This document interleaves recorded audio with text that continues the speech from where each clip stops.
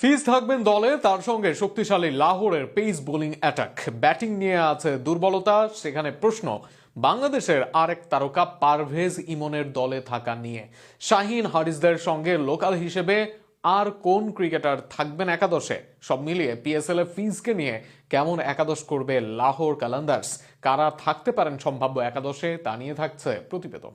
PSL এর সরাসরি চুক্তিতে দল পান মুস্তাফিজুর রহমান। সরাসরি চুক্তিতে ফিজকে দলভুক্ত করে লাহোর। ফিজ ছাড়াও লাহোরের সুযোগ পান আরও এক বাংলাদেশি। শেষ মুহূর্তে বাংলাদেশের ইমনকে নিয়ে নিজেদের শক্তিমত্তা বৃদ্ধি করে লাহোর। কিন্তু একাদশে কি সুযোগ মিলবে এই দুইজনের? সেখানে কারা থাকবেন সব মিলিয়ে লাহোরের একাদশে? ওপেনিং পজিশনে থাকবেন পাকিস্তানি দলের ওপেনার ফখর জামান। দলের ব্যাটিং অর্ডারে অভিজ্ঞতা ঘাটতি আছে, আর সেখানে ফখরের উপরে থাকবে বড় দায়িত্ব। চ্যাম্পিয়নরা নিজেদের ডেরায় রেখে দেয় ব্যাটসম্যানদের মোহাম্মদ নাইমকে। ফখরের সাথে ওপেনিং করতে দেখা যাবে তাকেই। পাকিস্তান জাতীয় দলের নিয়মিত মুখ আবদুল্লাহ শফিক আসবেন নাম্বার 3-এ।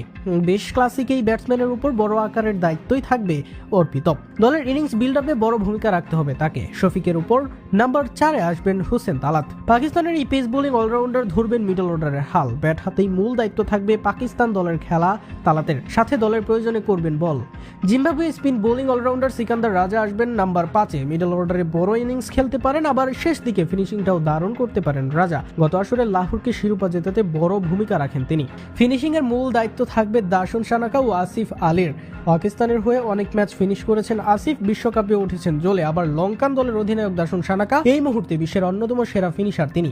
আবার দলের প্রয়োজনে বলটাও করতে পারেন, তাই সানাকায় আসবেন সম্ভাব্য নাম্বার 7-এ।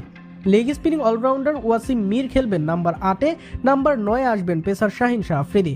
অবস্থা ভেদে পরিবর্তন আসতে পারে এই দুইজন ব্যাটিং অর্ডারে, তবে বল হাতে মূল দায়িত্ব থাকবে তাদের।